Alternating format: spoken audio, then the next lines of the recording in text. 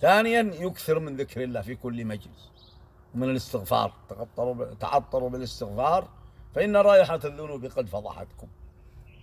والأحد السلف لو كان الذنب ينتم بالإنسان ما جلس حولي أحد من كثرة الذنوب، لأنهم كانوا يتهمون أنفسهم بالذنوب والمعاصي.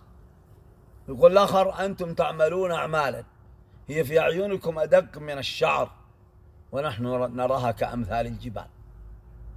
فالمؤمن يرى أن حسناته كالذبان لا شيء، ويرى أن سيئاته كبر الجبال.